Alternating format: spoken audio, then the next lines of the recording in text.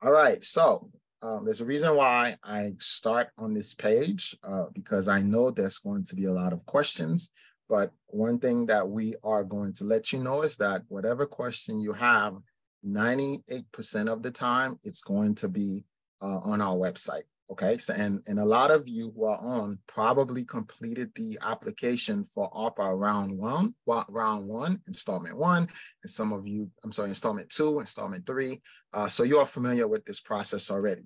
And a lot of the information that was part of round one will pretty much be the same for round two.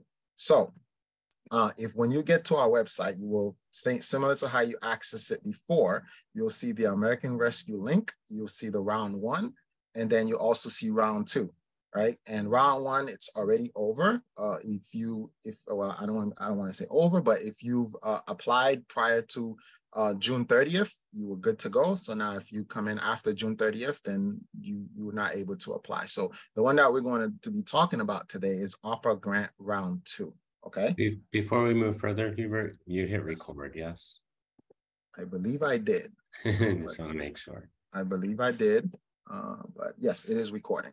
Okay. All right, so I am on our website again. That's where you'll get a lot of the information. So I'm going to navigate to ARPA American Rescue Plan Act Round 2, and this is where you'll find a lot of information. So you have the provider FAQ, you have the coalition FAQ.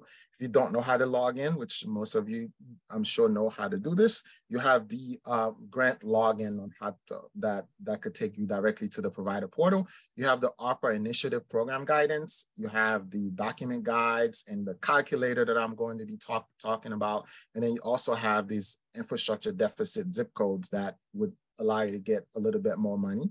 And then I'll also talk about this final payment. And this is just the form. You do not have to fill out this form at all.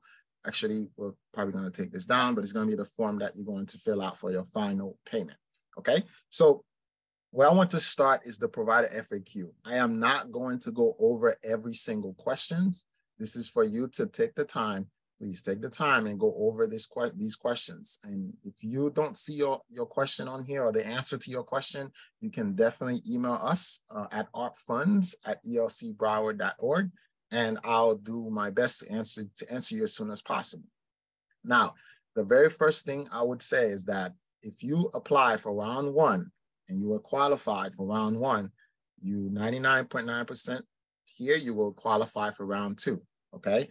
And the reason I say 99.9% is because if you were terminated for cause, you will not be qualified. If you are closed, if you are not open, you will not qualify, okay? So, and then if you are contracted, okay, you qualify. If you are non-contracted, again, which is part of all the requirements that were part of round one, okay? So how do I apply? You log into the portal, you apply, you'll have the link, and then you'll be able to apply. Some of you are going to say again, same rules apply for this grant. Is the grant taxable? There's information about that. Yes, it is taxable. Okay.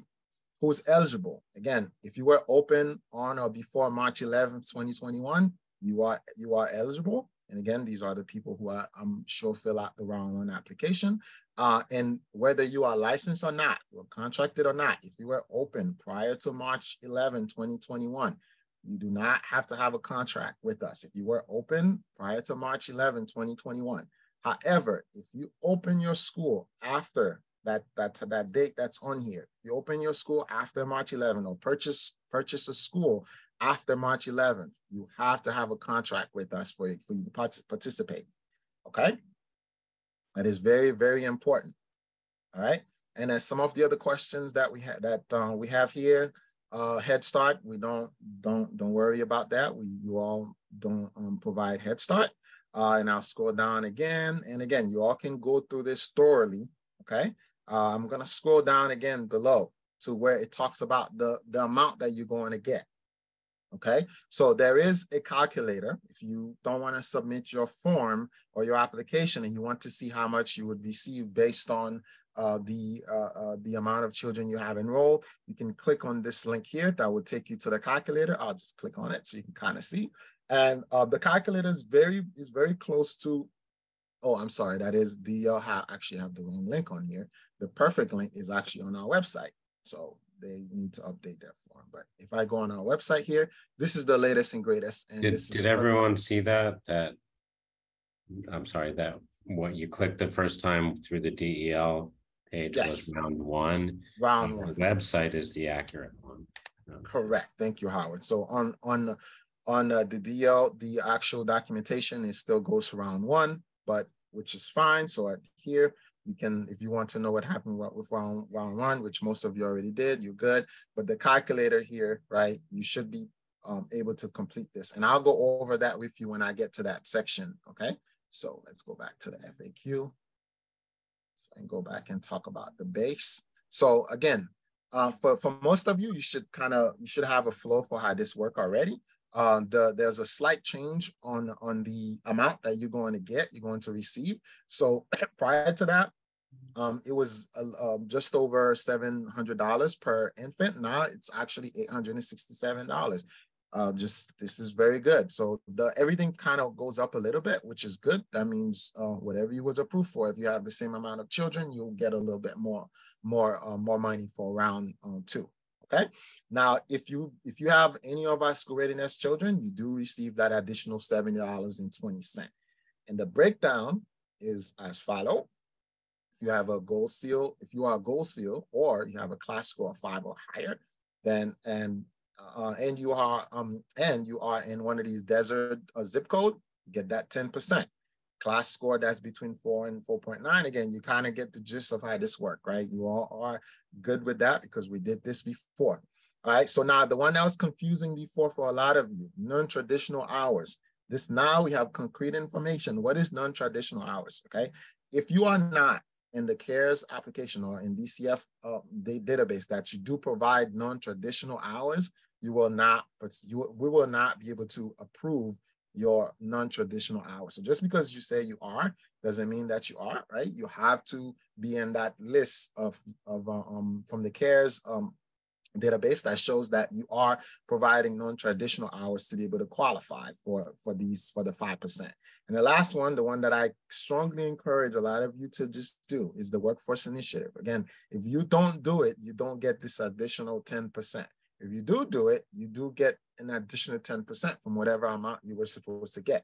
Now, the way I like to explain this is, yes, you have to spend 25%, but if you get this additional 10%, you're actually spending just an additional 15%. So it's not, so it kind of help out a little bit, okay? So, all right, scroll down a little bit. Infrastructure deficit, again, the zip codes, if you go on our website, the zip codes are all there to find out if you're part of the zip code that the deem part of the infrastructure deficit, and everything in Broward County is highlighted in yellow to make it simpler and easier for you. So thank you, Incel, from our communication department for doing this. So if you want to know why you are using the calculator, this is the best way for you to do that. Okay. All right. Oh, we're not ready for the application yet. Let me just keep going over this. All right. So the enrollment information. Okay. So very, very important. Just like round one, the day that you're submitting this application is the enrollment information you need to know of. So, for example, if you have 23 children in your roster right now, you can only report 23. If you have a child that's starting next week, you cannot report on that child. If you have a child that was terminated last week, you cannot report on that child. You can only report on the children that are currently active on your roster. Whether a child is full-time or part-time, they count as one. So if let's say you are licensed for, I'm just going to throw out a number, for 50 children, and you can have 55 children enrolled because they don't attend at the same time. So all of that stuff is okay. Now, if you think you're going to have more enrollment in the future, you can wait a little bit to complete this application. Okay. But if you feel like you're at capacity, you're ready to go, you can complete this application as we're going to do this right now live. So you can, which is the purpose of this demo, to make sure that you get to complete it and you get the information firsthand, and we'll do my best to answer your question. Okay, questions. Again, these are some of the questions and answers that I just spoke about. If you do not have any enrollment, zero enrollment, you will not be approved. You need to have at least one child to be approved for the grant. Okay, at least one child. Again, talked about the full-time, part-time.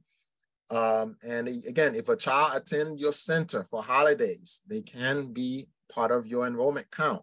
If they come, let's say, the child goes to the school board, one of the school board sites, and then when they close on a holiday, they go to your center, that child would be counted, right? It's important that everyone understand that. Again, every child count as one. You don't have to do 1.5 if they're part-time.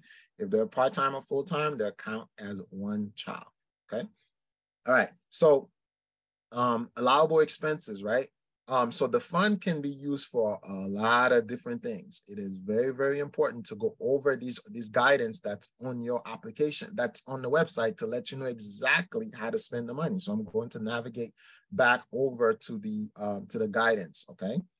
That kind of give us more information as to how do we spend the money. So let's scroll down here, down to, oh, I'm sorry, click on the wrong thing. It's the document guidance. Sorry.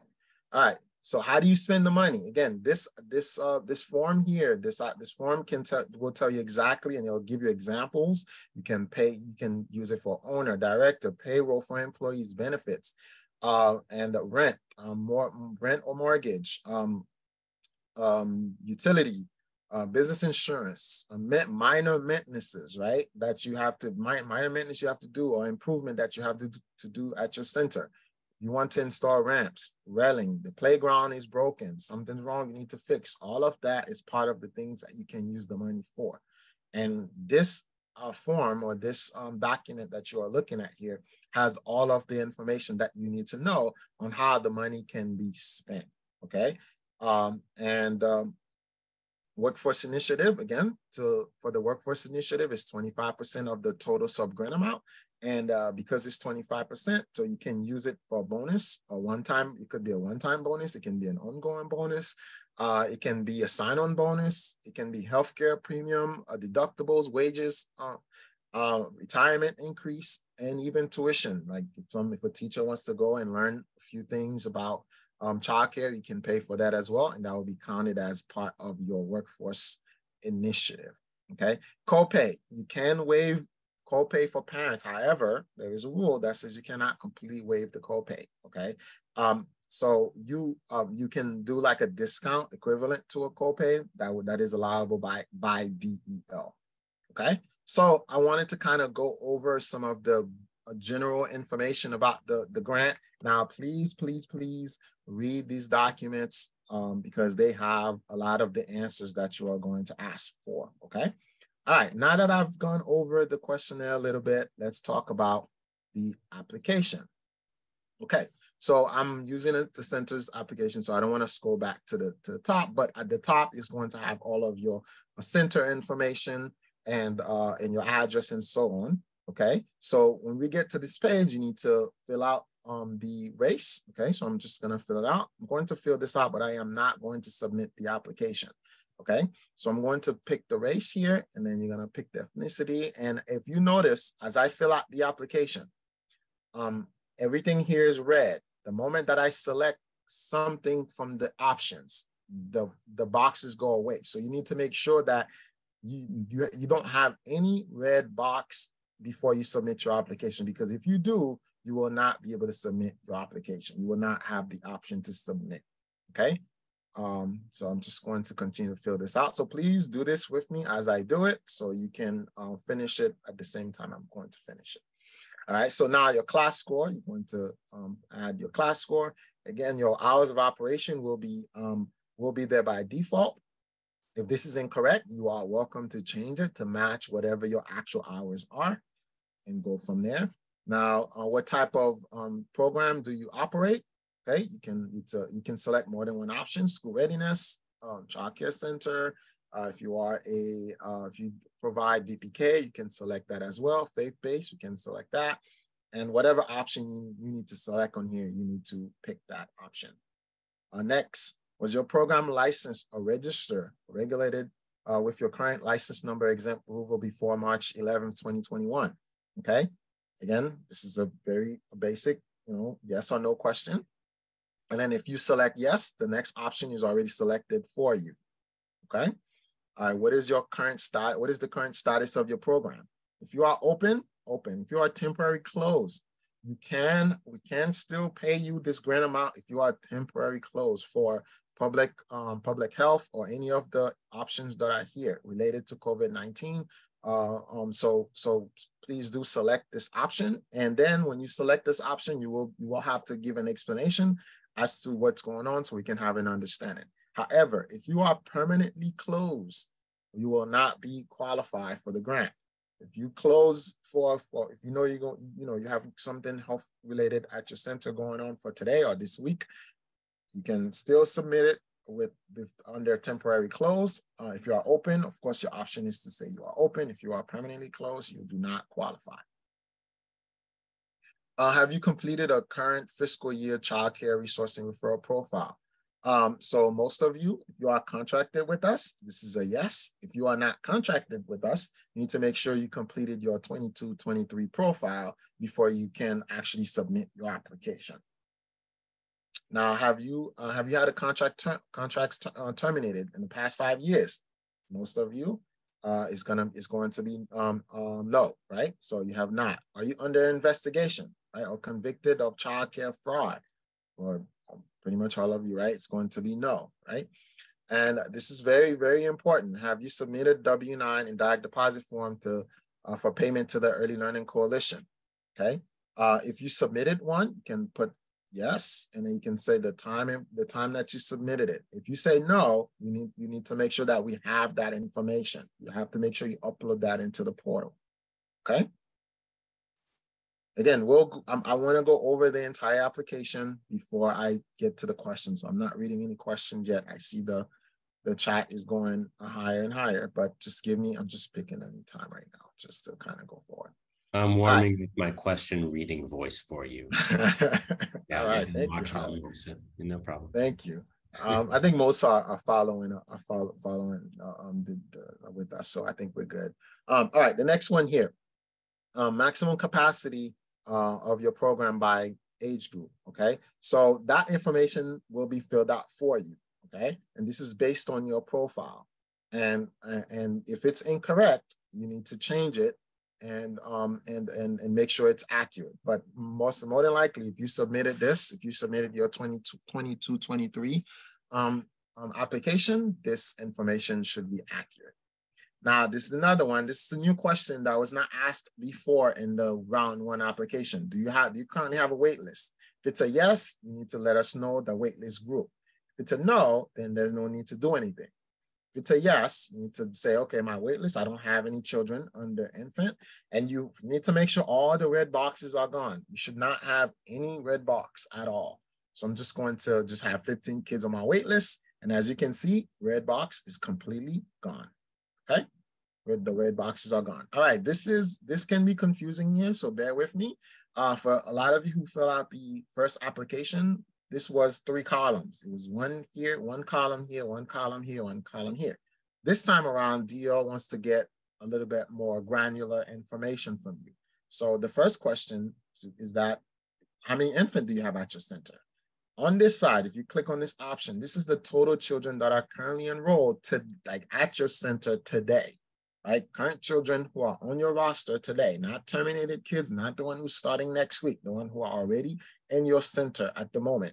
Now, you are going to let us know if that child is full-time or part-time. So let's say I have 2 part-time, okay? And I have 2 full-time, and for all of you, this should be 0. And then I need to now specify how many of these part-time or full-time children are school readiness, because if they are, you will get this additional $70.20, okay? So if let's say this number should not be higher than the currently enrolled children. So if you put 2, this can only be 1 or 2. So if one of the kids that are part-time is receiving a school readiness, you would pick 1. And then full-time, if there's none, you would pick 0. So all of my full-time are private pay. So I'm going to set that to 0. And it's the same process across the board. Okay, so if it's 0 for everything, we can just add 0. Okay, just for the sake of time here, I'm just going to add 0 for everything here. And then for the last one for school ages, since a lot of you have school ages, I can say 125. And I'm just going to say, just again, these are fictitious numbers, 10 of them are full-time. And I have out of the 125, let's say 25 are receiving school readiness. And out of the 10 of the full-time children, 5 are receiving school readiness, okay? I hope this makes sense to a lot of you. And I'm just gonna go over it just slightly again, just so we can make sure that we're on the same page, okay? On this side here, you wanna add all of your part-time children, all of your full-time children related to the infant category, which is up to 12 months. And then 0 your middle column should be 0. And on the right side, you would have your part-time, how many are ELC children, and your full-time, how many are ELC children. Okay. Do you offer childcare services during hours outside of typical time? Again, for non-traditional hours, okay?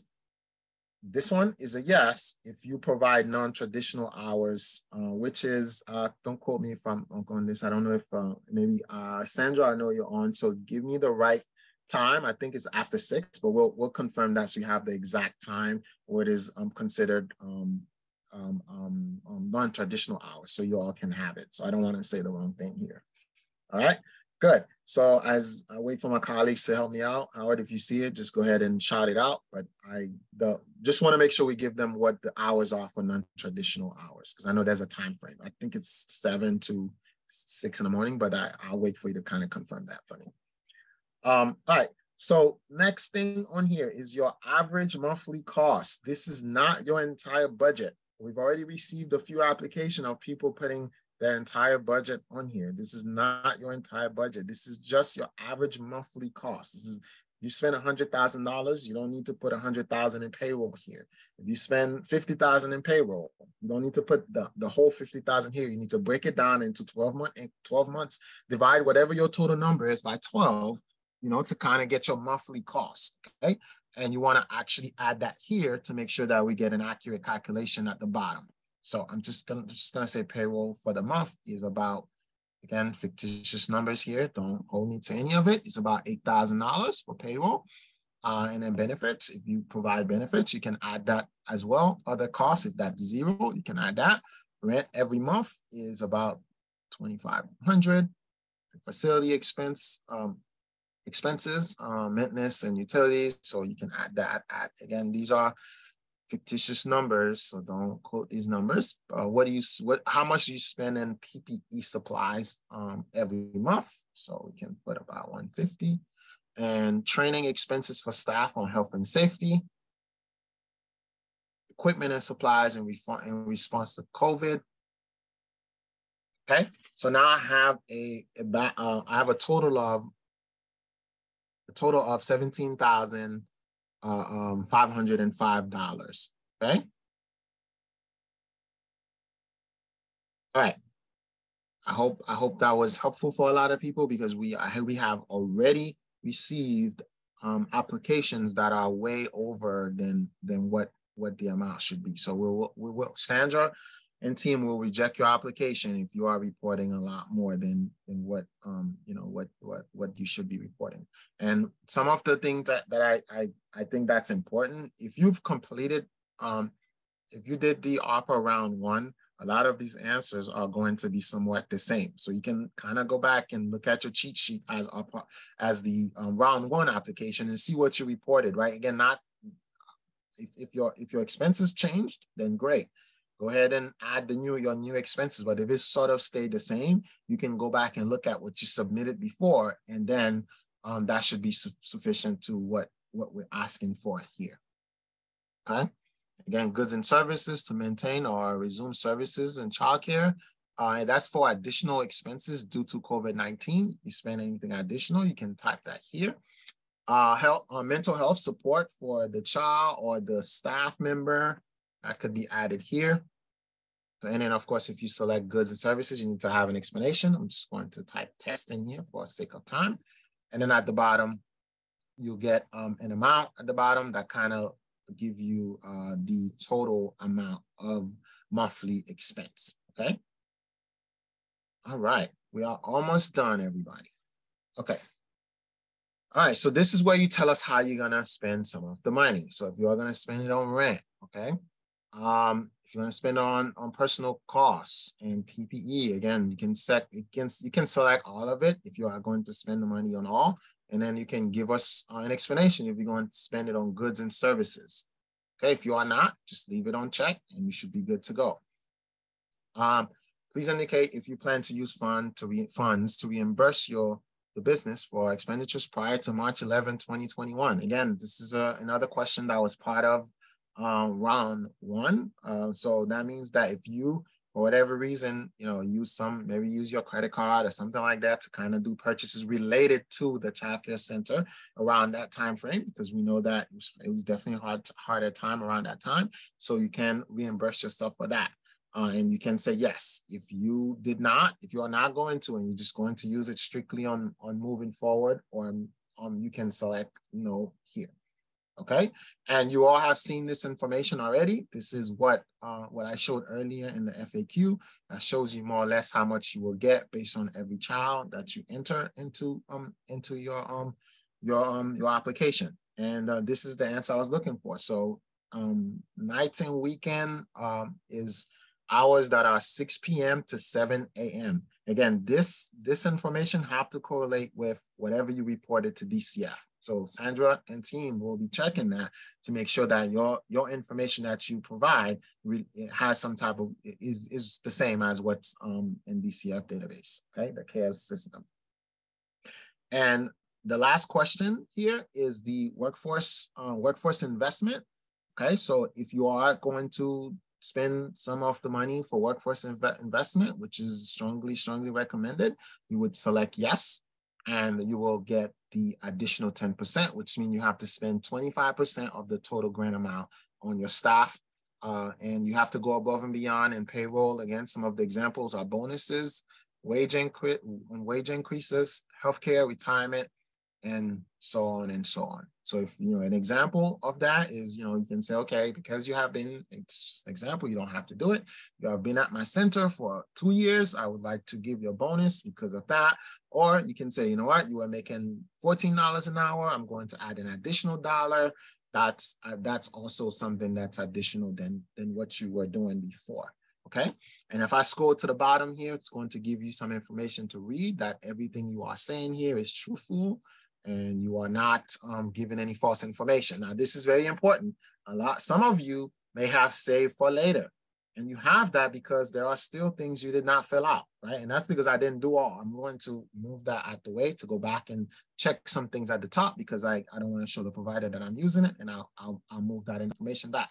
But if you are seeing save for later, that's because you did not complete something. So go back up and see what part of the application is still highlighted in red, and then you will be able to fix that, and you should be able to have an option to submit. So give me about 2 seconds to move this over on the other side of my screen. And I am going to scroll to the top to make sure that I do everything correctly. Okay. And I'm going to move it back. All right. Oops, they just go away. Sorry. What happened here? Oops. What happened to my application? Did you close it? I close it. Hold up. Wait a minute, guys. Wait a minute. Huber gets no money. I'm going to stop sharing, and then I will find the application, and then we'll open it for you.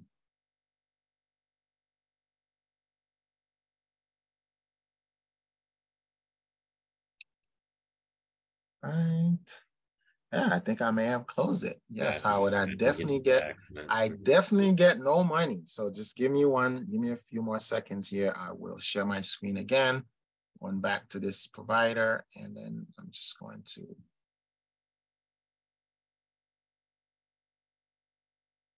Just give me a second. I'm logging back in. I'm not sure what happened here, but I thought I clicked the right information.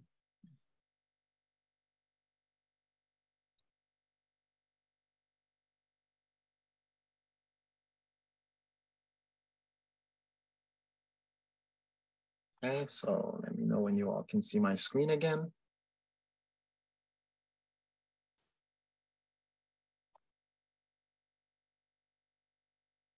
All right, Howard, let me know if you can see my screen here.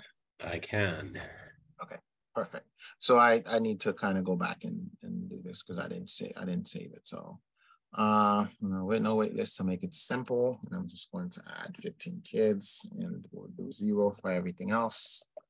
Sorry about that. 0. And then we'll say the offer. Yes, I'm just going to say yes for now. Just going to put $1 amount just to kind of move us forward here. And we'll select everything here. Yes. Yes. And I missed something again. We'll go back up. And as I stated, I missed something here, and I'm just going to scroll down. If I get it all right, and I should get this option here.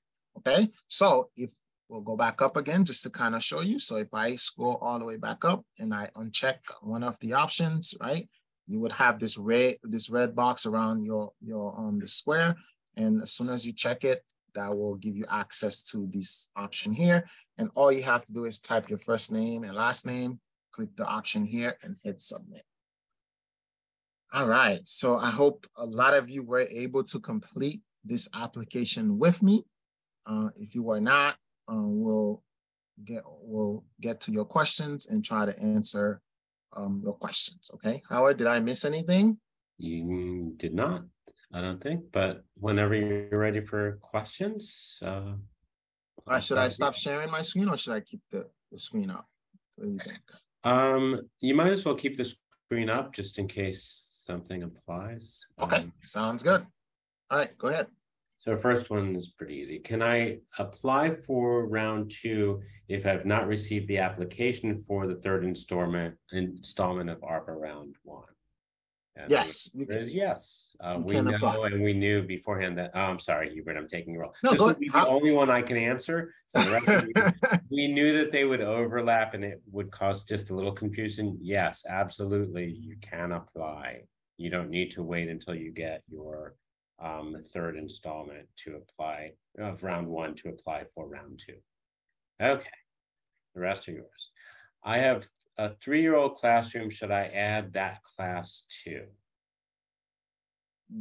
Yes, I mean, if you have a center, you can add all the children. I think the age is up to, if your school age children are up to 12 and they on their 13th birthday, I believe, they drop off. So you can add as many children that are at your center. And of course, your school have to be deemed a childcare center.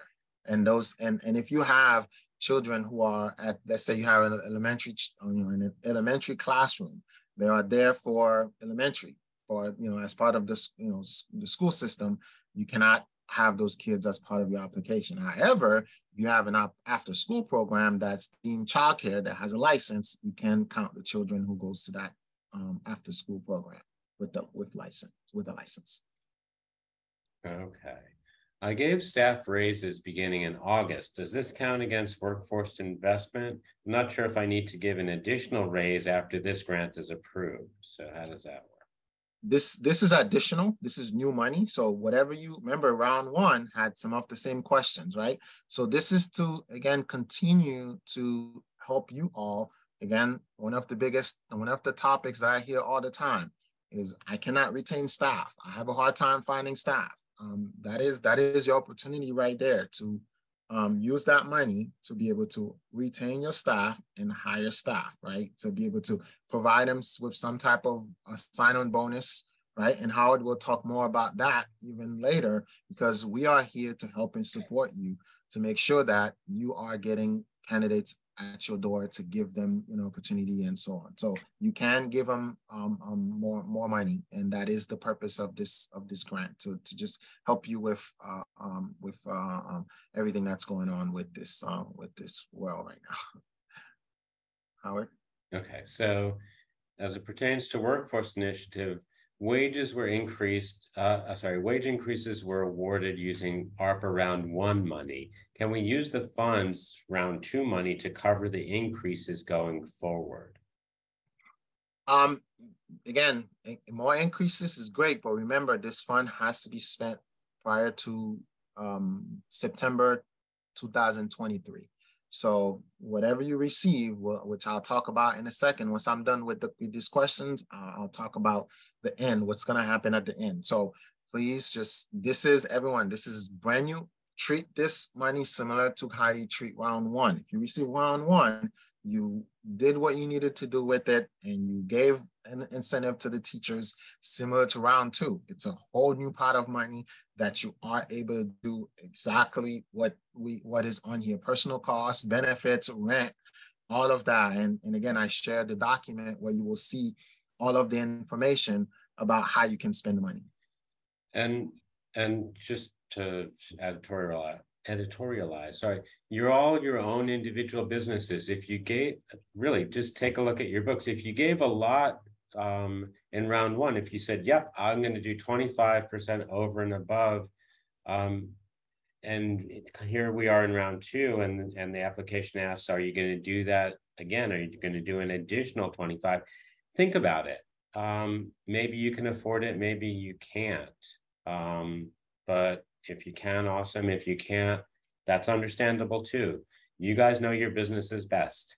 All right. So next question is, if the ownership changed as of April 1st, 22, when we click no for the March 2021 option, does that make us ineligible? No, you are eligible to apply. You are not, I mean, as long as you, the new owner has a contract with us, you are good to go. Will the grant be distributed in 3 installments every 3 months like before? Do you expect additional ARPA rounds of funding in the future?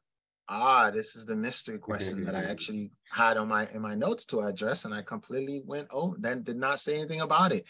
So this is what's different about this grant. The major difference, which I completely miss, Howard. I'm definitely not getting anything. So you will get one installment this time. This will not be 3 installments. It will be 1 installment, and we'll have about 30 days to process your application. And this is the reason I didn't mention it. It's all part of the questionnaire, the provider questionnaire. It's there as well as part of some of the questions that are out there. So it will be 1 installment. It will not be multiple installments. So thank you for that question. And oddly, after this 1 installment, we expect whatever unexpended total funds DEL has with the ARPA subgrants in the end, because as it turns out, not everyone will either that they expect to will apply in the whole universe of project, all this stuff. They will have probably one more something, and the amount that's left remaining will be distributed amongst those who've already applied, we think. So yes, so Howard just talked about it. That's one thing I wanted to kind of add in the end is that remember you completed round 1, you're doing round 2 right now. It was a whole pot of money for the entire state. So as I would mention, some providers may not apply, and I know specifically of some providers who did not apply for round 1 and could have. So these providers were accounted for. So because of that, that pile of money is going to be put together in the end, right? And then it's going to be separated amongst all of you across the state. So it's important that you do this as soon as possible. That you complete the form. And once you complete the form, and there are some dates in the questionnaire that reflects exactly when the final payment's going to be out. And I believe Sandra added that in my chat. So Sandra, if you can send that over to me, so I don't have to go through the application, I'll share those dates with you all, so you know exactly what these dates are for. And at least I'm not sure, maybe you are, Hubert, but I don't think we're sure what, if anything, you would have to fill out additionally in that final pot. There is something you'd have to fill out. It is on our website, and I'll just navigate on it again. You don't have to. I'm going to take it down actually, because I don't want to have any confusion with that, because this is the final form you will have to fill out. It's very simple. That's going to be the final payment. It's just a couple of questions, and that's it. So Ansel, you're on right now. I'm sure you're listening. You can take that link down, but because you don't have to, it's not like you need to print this and send it to us. It's going to be part of the EFS system, and when it's live, you'll be able to actually complete it and send it over to us. Great. Oh, okay. What if we're going through a change of ownership right now? The old owner is ELC contracted, new owner is about to get a new license and will be contracted with ELC. Can the new owner apply? And do they qualify? Yes, the new owner will be able to apply. And again, as long as you are contracted with the ELC, just get your paperwork in line and get with our provider relations team, and they'll get you set up, and you'll be able to apply, and you'll get your grant. You'll get the money within 30 days after you submit the application. Okay, the same vein, I just got licensed and in the process of getting ELC, I guess, contracting with ELC, can I still apply? Yes.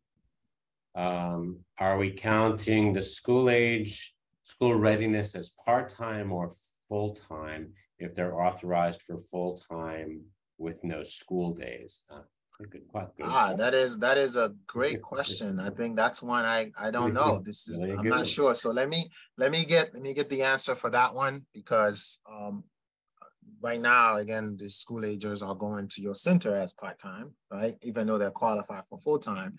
So that's a good question. So we'll put that one to the side and make sure that you have the answer for that question. So we had a couple that were exactly that. So thanks everyone for stumping us.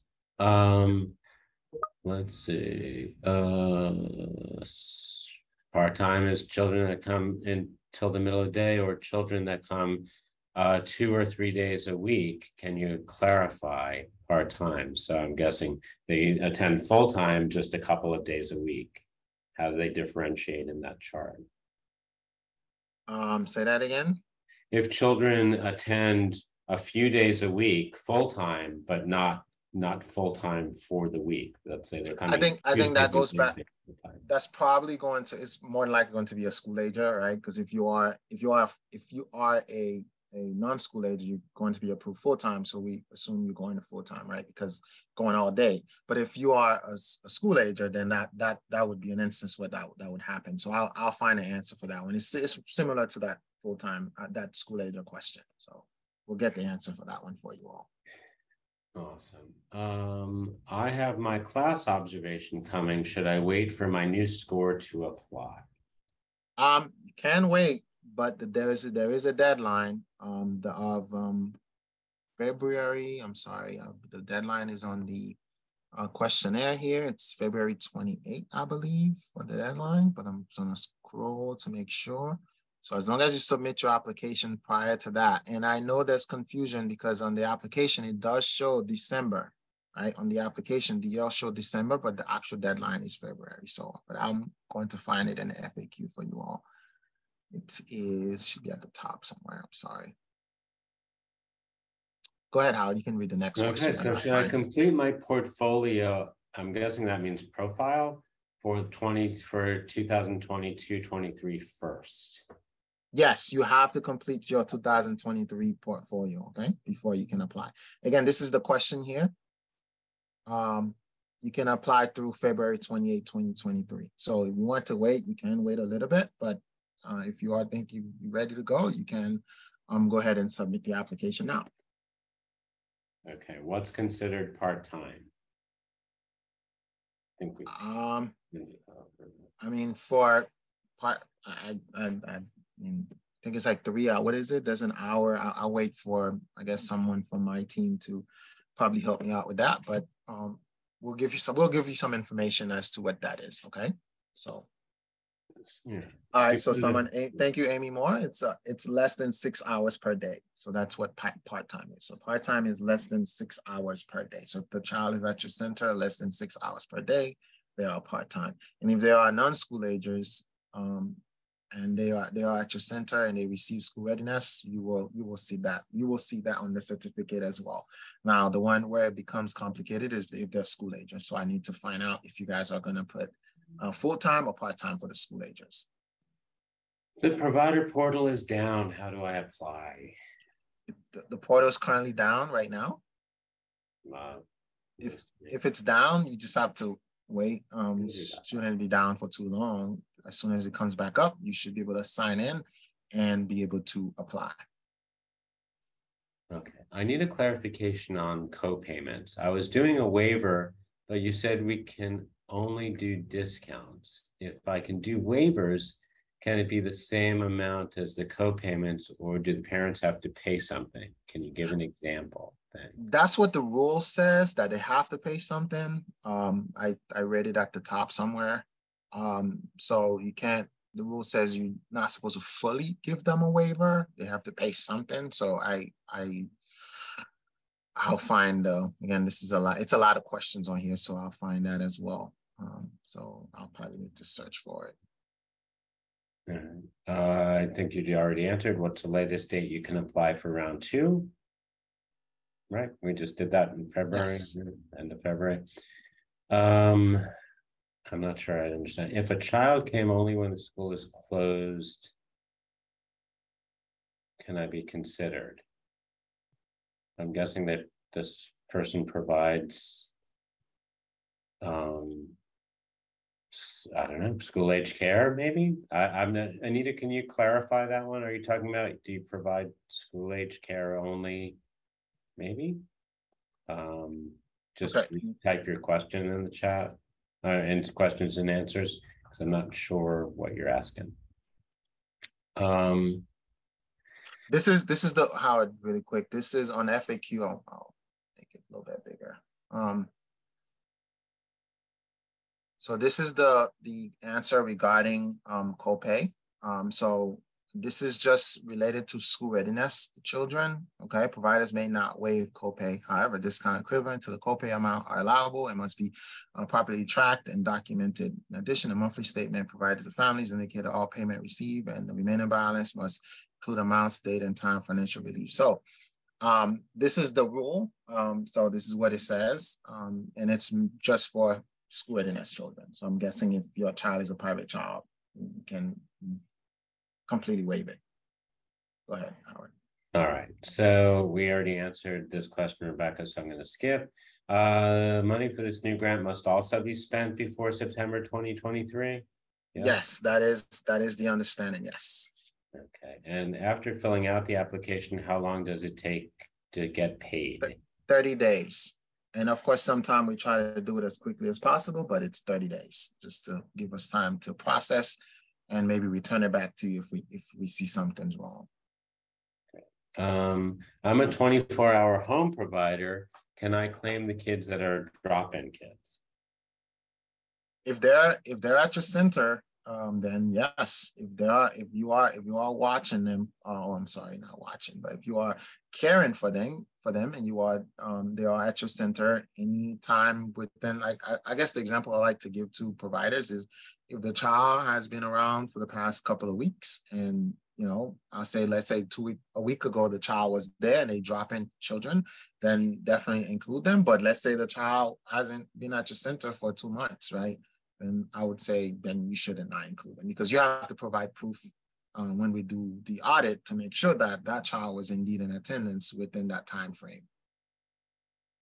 Okay. For workforce participation, can we include increases caused by needing to pay replacement teachers a higher salary than departing teachers? Yeah, again, as long as you're not doing exactly what you were doing before. If you added the word increase, so there's an increase there, so that increase is counted towards the workforce bonus. So again, similar to my example, if you were paying $14 and you want to pay $15, so now you can use that additional dollar as part of the workforce initiative. Right. Next one, if we haven't had a class observation, do we just put none in class composite score? Yes, if you didn't have one, then there's no need to add any scores, so you can do none, yes. Can I count my kindergarten students who are here full-time through Step Up program for students in the program?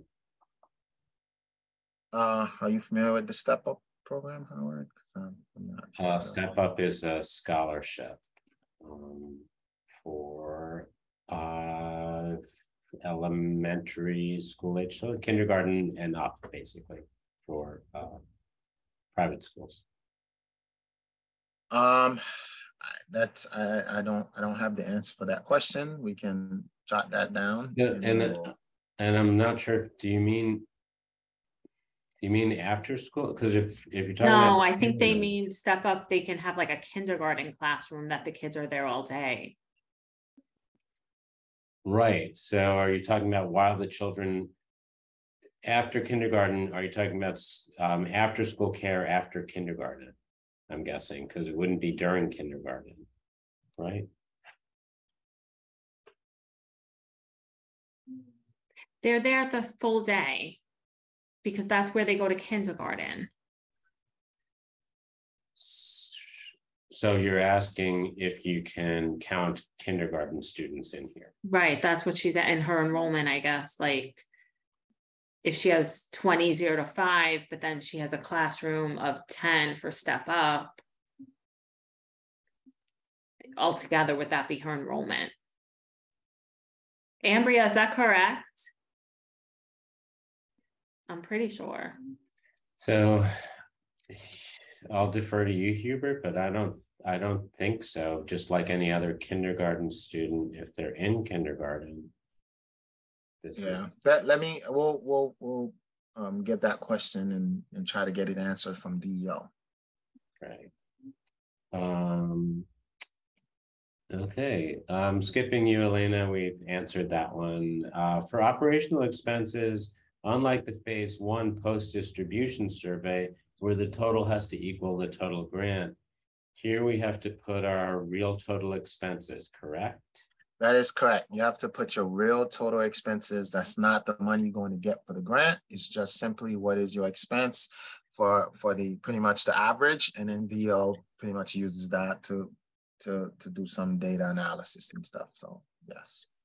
All right, awesome. Beauty. The portal will be back up. If it's not back up already, you have until the end of February to do the application. So same thing, when's the latest we can apply? Hubert, you hit that one already, and it's in the guidance, right? Yes, it's on the FAQ. How much is the grant? It depends on how many children you have and those other multipliers in there. Yep. Can I use funds to pay Small Business Association loan, SBA loans, and backlog of landlord rent? Again, you can use it for rent, yes. So that's part of the application. That's part of the plan. So yes, you can use it for rent. How about paying back SBA loans? I'm not quite sure. I'm not sure because again, it has to, whatever you pay, I guess the best way to answer that is if that was related to your childcare expenses, right? Then yes. If it was not related to your childcare expenses, then no. So this is, you have to treat it as if, you know, you did something related to childcare. And then of course you have to answer yes to that question regarding March 11th, if it was prior to March 11th, 2021. So as long as the expenses were for your center, related to something that has to do with your center, then you're good. If you're a childcare home provider, can you increase your own salary? Does that count for workforce? Yes, you can, because you are the one who's doing the work. So you can actually increase your salary. That is part of the workforce because you are the owner and the teacher and the director and everything all at once. Please, what type of backup documentation would you need to keep a record of? You need, again, that the FAQ talks about that. You need to keep invoices, you need to keep receipt, you need to keep attendance, which you're already required to do already, right? To show the enrollment information, and anything you purchase that's related to this, you need to keep that receipt. So, and if you pay, and of course your books are good, which show that you pay, how you pay the teachers and so on. So all of that is good information that we'll need in case you are being audited. In the first two columns with the numbers of students part-time and full-time enrolled includes the SSTAR students, right? The first two columns, yes, does include the SR children. And then the last two columns only include the SR children. So if you have 5 private and 5 ELC children, you would put 10 here. On this side, you would put 5 ELC children. So that should give you an idea as to how that will work. And then it's going to give you what is the total you're going to get for these infant, which is $8,670, and then the additional that you get for the SR children. Yes.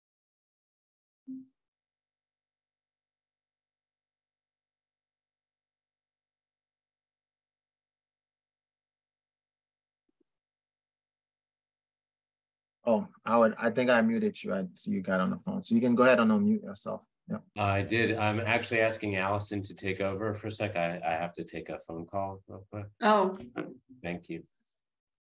okay. So where were we at? Multitasking. I think we were, I'm not certain, but I can try to see where we were, because now I can look at the questions. I saw the 24-hour question.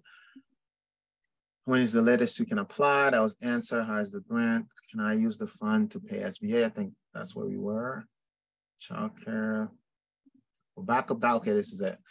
Please help with type of backup documents. I think we just answered that. Just to clarify, round 2 also has to be used by September 23. Okay, so now you want me to take over answering? I can do it. Oh, go ahead. Thank you. In the first 2 columns, the number of students, part-time and full-time enrolled, includes the SR students. Oh, we just did that one, right? Yes, that's good. Okay. Okay. So I just also want to highlight everybody. Sandra Paul is putting some answers in as well. She was concerned you guys couldn't see it, but I think you should be able to see it. Will this webinar be made available later? Yes. What do you think, within 24 hours? And Cell is on, so maybe he can type that in the chat and let us know how long it's going to take. But normally within 24 to 48 hours, we'll have it out. Round 2 applications will be available until February 28th, 2023 for providers to submit. Just reading off some Sandra Paul's notifications. We offer all the schedules 2 to 3 or 5 days a week. How would that go for part-time and full-time? We offer all the schedule 2 to 3 or 5 days a week. I'm not sure. Do you understand the question, Allison? So basically, I'm going to guess that my understanding is that the program has children that attend all 5 days a week, but then they have programs where a kid can come for just 2 days a week and 3 days a week. So it's a full-time and part-time mix. It's not really about the time the children are there. It's about what it says from DCF regarding your night and weekend schedule. So the child can attend any time. It's just that if your license says, or on DCF website it says that you are open after I believe I said 7 to 7 p.m. to 6 a.m. in the morning, then you are considered a provider that can receive that amount. Right, because that's like the overnight hours, I think. Yes. And of course weekend, if you are open on the weekend as well, that counts too. Right. So then what happens if the school age has ELC but has not attended? Do you add them to your school age head count? Well, I guess that's another question of why haven't they been attended? Yeah, because again, maybe reach out to mom and find out if they're still at your center, or dad, and if they are still there, of course, let's make sure we have them on the log, some type of sign in and sign out sheet. Because just to say, oh, I spoke to mom said they're still in, want to come, doesn't mean that you can just count them, because they have to actually show up. Okay. Yeah. So if you want to reach out to mom or dad and find out if they're coming, and if they say yes, make sure they come and make sure they sign the log, the sign in and sign out sheet, then you should be good to go. Okay. So then are VPK only children attending 3 hours only considered part-time? I would say yes, because they're only attending 3 hours a day unless they're wraparounds. But Hubert, I leave it to you. That's a good question. I think Sandra's on. Maybe Sandra can help me out with that question. Sandra, I'll leave that one to you, Sandra. Sandra will give us an answer for that. I know she knows that one.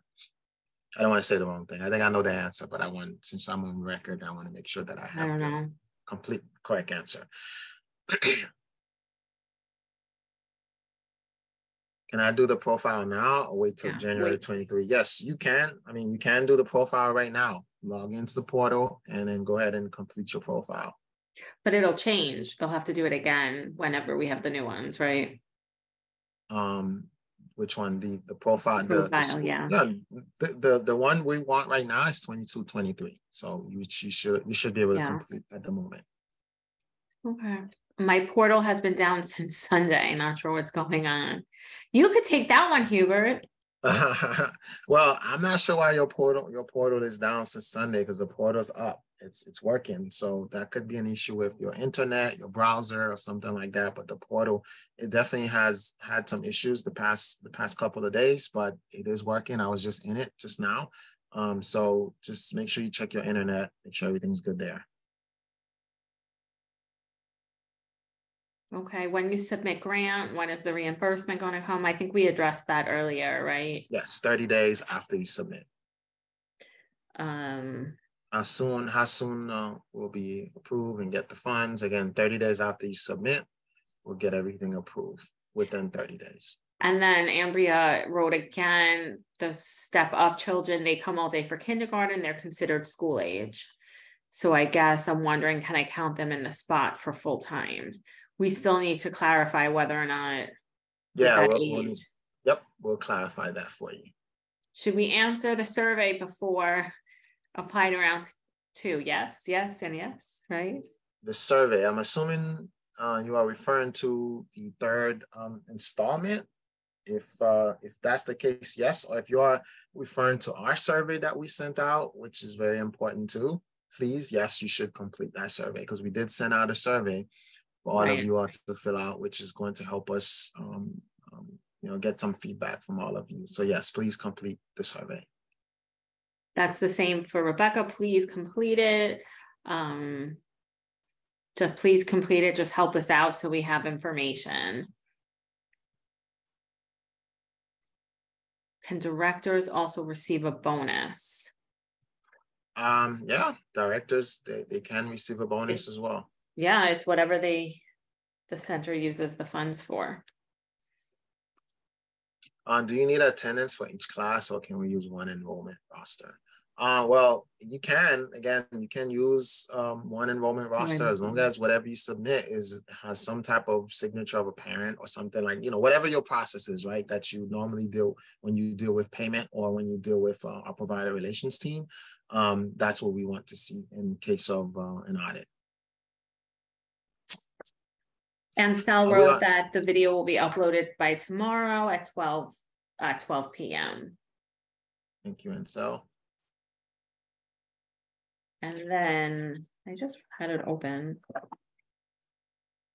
Regarding okay, so I'm sorry, non-traditional hours. It is on the FAQ. So I'm sorry if I say the wrong information, but I'm going to pull it up again on here so you all can have it.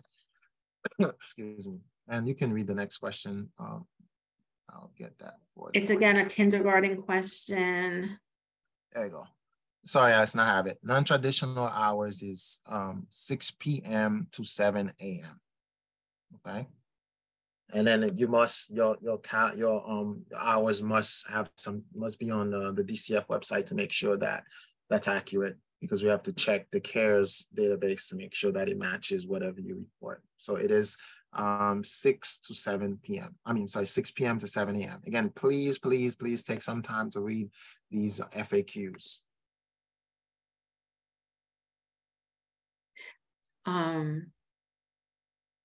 Someone wants to see an example how money is added to the base. How money is added, I'm not sure. Well, the calculator's on our website. You can go ahead and play around with the calculator.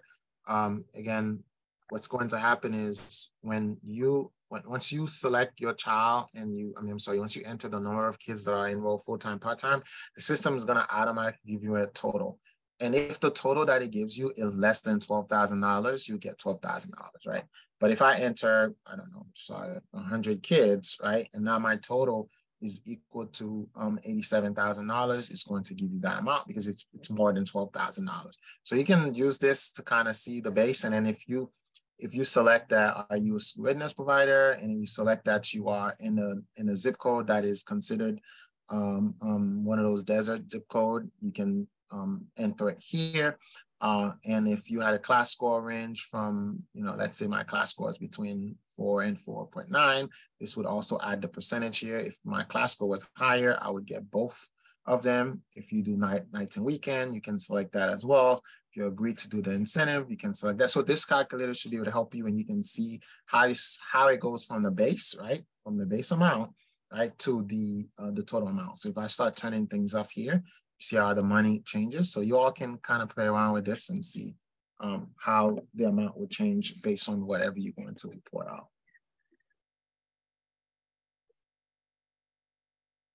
Okay, Sandra, thank you, Sandra. Children attending VPK are considered part-time and can be counted as one enrollment.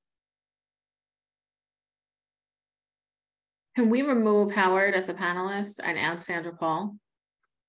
I believe Sandra was a panelist. I'm not sure what happened, but I think I think you can do that, right? It's not letting me. Okay, go ahead and read the next question. I will find her and make her Okay, panelist. where are we? So Sandra wrote, children attending VPK are considered part-time and be counted as one enrollment. So that again applies. VPK is only 3 hours. Again, they're considered part-time, but could be counted as one enrollment. That's the same question. How should we count the kids who attend 12 or more hours a day?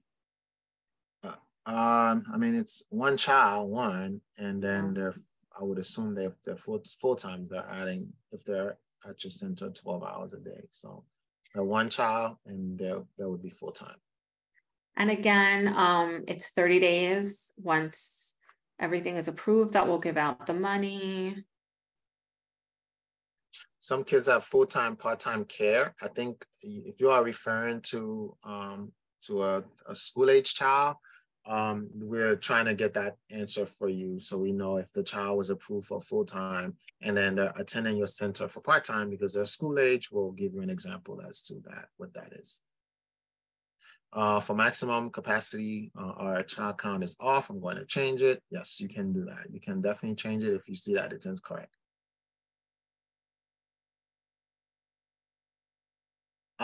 As far as like how you're going to receive answers, what I'll do is verification from the state.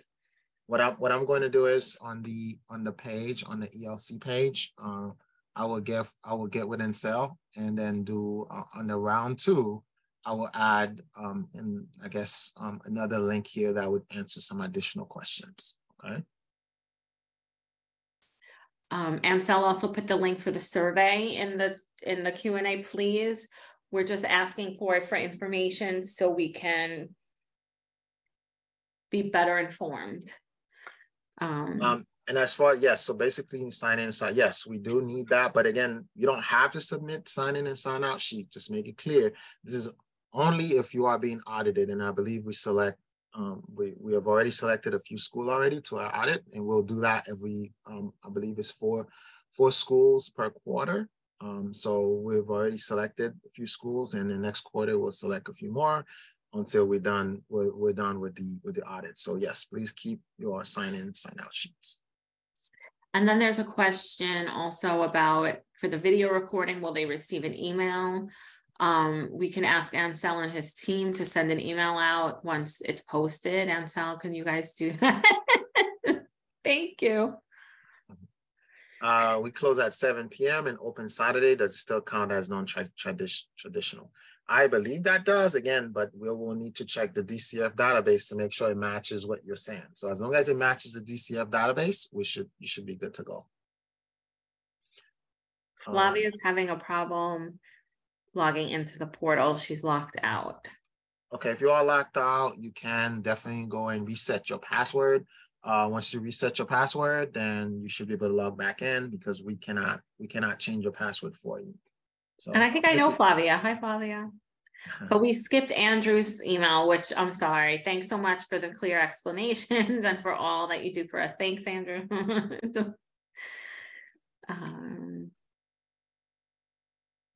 If the VPK child come with wraparound, I'll wait for Amy Moore to answer that one for me. She's in here, so I believe that would be a full-time. That would make them full-time then, but I'll wait for Amy Moore to give me the answer to that. So if they have wraparound, stay tuned. We'll have the answer for that in a second.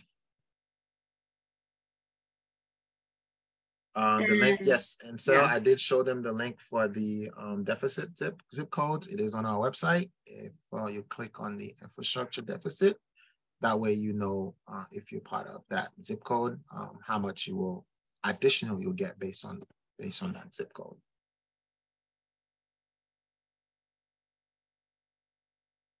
Yes, each enrollment count as one. Thank you, Sandra. We hire a new teacher member. How does that calculate a 25% payroll expenditure? You can hire new teachers, right? But again, the idea is that the 25% has to be for something additional that you're doing. So if you said, you know what, I need an additional teacher to be part of my classrooms, right? So you would add that as additional child, you pay them additional teacher, you'll pay them accordingly, right? But you have to do something additional. Maybe you can give them a sign-on bonus, right? And if they're new, you can say, I'll give you a retention bonus. Right? You know what, since you are new, if you stick around with me for 6 months, I give you $500. Or if you stick around with me for a year, I give you $1,000, whatever. However way you want to do it, it's you, as long as you spend the money before September 2023, and you all have time to kind of you have almost maybe 8 months, right, to kind of do that. So you can play around with the way that you want to kind of give that money out, okay? And if you start having issues with your email or with logging into the portal, again, just go ahead and reset the password. It will send you an email. Sometimes it gets confusing when it sends you an email.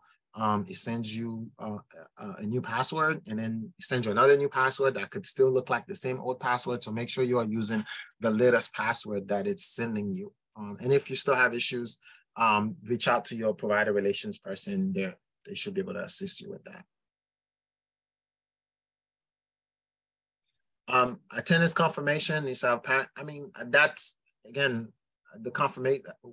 Some of you I know are using electronic system, using something different from what an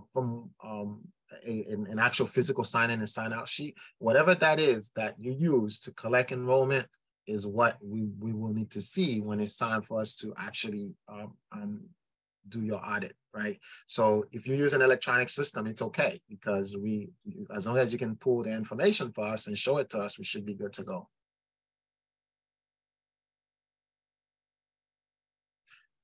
Yes, Christmas bonus are good as well. You can do that. You can wait for Christmas and give out bonus for Christmas. So again, as long as it's done, these bonuses and additional funds are given out prior to September 2023, you should be good to go.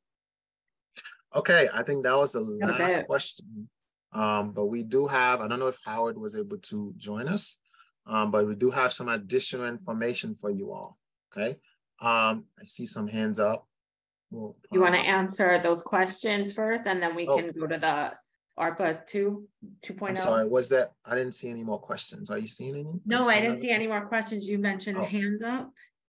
Yeah, I see that Ilya has a hand up. I don't know if Ilya wants to say something. Ilya, I'll lower your hand, but if you need to say something, just let me know. There you go. Jen, I see you have your hand up. You still need to say something. If you do, I'll open the mic for you to ask your question. Jose? You know what? Let me just open up for Jen. Oh, wait. Oh, okay. All right. Jen? Hi, can you hear me? Yes, I can hear you. I was using the money for trainings and background checks and stuff like that. Is that okay? And physicals. We were paying for their physicals, for their backgrounds, and for their DCF trainings, because I know you guys, ELC had a lot, like a long wait time, and unfortunately we had to get some of our staff trained. So was that okay to do? Can I claim that or no? Yes, that's okay. Okay, all right, thank you. No problem. Jose? Jose, do you have a question?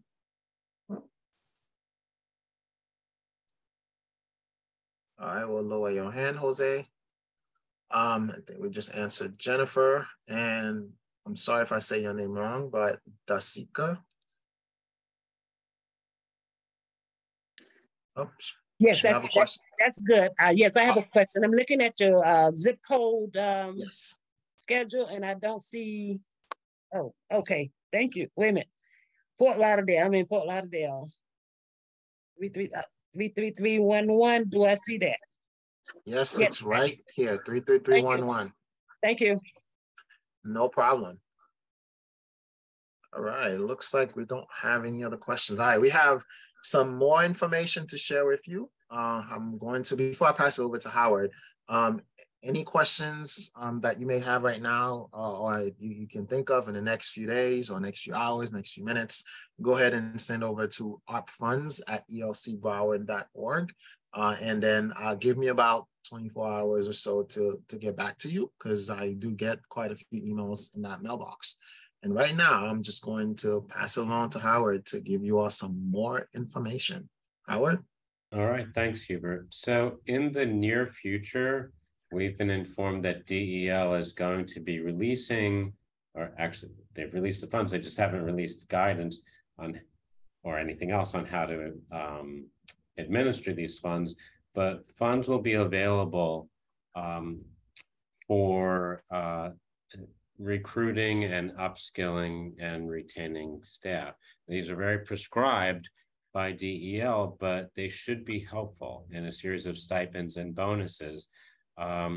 Things like a first stipend will happen 3 weeks after, 120 hours. I say 3 weeks because a full-time staff person is 40 hours a week, but so after 120 hours of employment, your new employee would be getting or would be available for a $500 stipend, for example. After completing the 45 hours, the successful 45-hour will get a $700 stipend.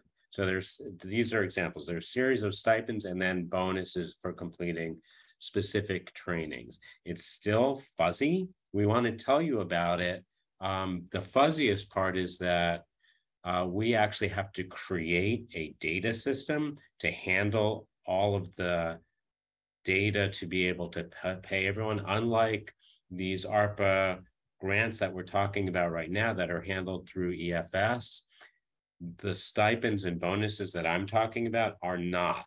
So Hubert, Alliston, and I, and joined by other coalitions, are busy right now really creating the system to manage all of these dollars, stipends, and bonuses, because we will have to track them by individual instructor, but also by childcare provider, whether contracted with us or not, which is an undertaking. That said, we will keep you informed through each piece of this, because whatever upfront information we can get from you guys, and we'll ask for it when it's time, to speed the plow, basically, to make sure that when the data system has been tested and is ready for business, that you'll at that point be able to provide at least more minimal amounts of stuff to us, because we'll have already put you into our database so that we can process and pay more rapidly. Am I missing anything, guys? Again, guidance is still very fuzzy. We have lots of questions for DEL. That's what we were doing actually right before this workshop for the last few hours, and we do it a few hours every day now because we really want to get this ready. But as soon as it is clarified, we'll let you know, and as things get clarified. So please look for emails from us, check on our website. We'll try and again over communicate this. And this is, again, it's very fuzzy now. I wish I could give you better info. We should be able to give you better, at least info, I'm hoping next week, right, guys? You think? I think so. Stipends and bonuses seem to be coming down the pipe, because also lots of this, like when I talk about the sign-on bonus, we'll say there's the $500 bonus. This stuff is retro to July 1st, it seems, unless that guidance changes. So I'll asterisk everything with that right now, because we have not received final guidance from DEL. So we'll let you know these things so you can also start collecting your records, because of course we'll need backup for all of this stuff to pay out. So really, as we know it, as long as we can trust the information, we'll send it out to you. What we don't want to do is send you half information that we have to backtrack on. So sorry for the confusing message, but it's important to get some message out to you guys so you can be prepared to at least look for our smarter messages soon. Yeah, thank you, Howard. Again, this is all part of this new initiative that we're helping you all with. We're trying our best to get information out as quickly as we can. And again, we are going to try to help, not us, but these incentives are for new teachers who's been around for a while, which is good stuff. So as soon as we have the details, and Stell and team will send you communication. So be on the lookout for that. And fill out whatever we send out. And it's a system that you're used to already, more than likely, right? It's the CRM, which you all used in the past. So, as soon as we have more information, as Howard mentioned, we'll share those details with you, and we'll go from there. All right.